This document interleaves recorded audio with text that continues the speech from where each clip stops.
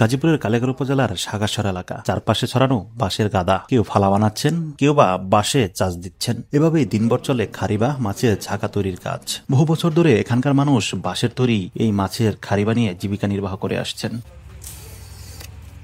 একটি খাড়ি তৈরি করতে সময় লাগে প্রায় একদিন।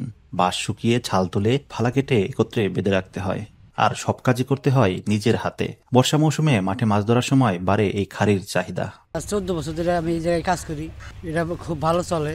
এই জায়গায় ব্যবসা প্রতিষ্ঠান ভালো। এই ব্যবসা হলো মোটামুটি 350 টাকা করে, আমাকে 200 টাকা পিস দেয়। আমরা এখানে কাজ করে বাড়ির টাকা পয়সা দেয়, বাড়ির সংসার চালাই, বউ পোলাপান।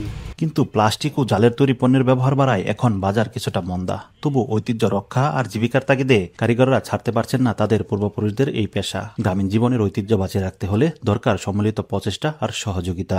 খাড়ি বানিয়ে এরা টাকা নেয়, আমরা টাকা পাই, বিক্রি করি, খামারে পরিবার চালাই। কি করে এরা খাড়ি বানায়, তাকে টাকা দিয়ে আমরা টাকা পাই, নিয়ে সংসার চালাই। আর এদিকে স্থানীয় প্রশাসন জানিয়েছেন ওই ঐতিহ্য ধরে রাখতে উদ্যোগ নেওয়া হচ্ছে। প্রশিক্ষণ ও আর্থিক সহায়তার মাধ্যমে কারিগরদের আবারও সংগঠিত করার পরিকল্পনা রয়েছে। পেশাটা বাংলাদেশের আসলে ঐতিহ্যবাহী একটা পেশা, অনেক শুরু থেকে আমাদের এই খাড়ি তৈরি করা, বিক্রি করা।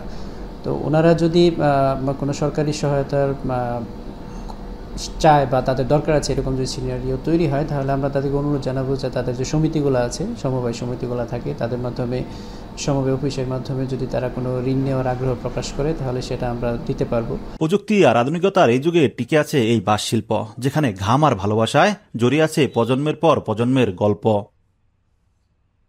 এ কে এম শিশির, মাই টিভি, কালিয়াকৈর, গাজীপুর।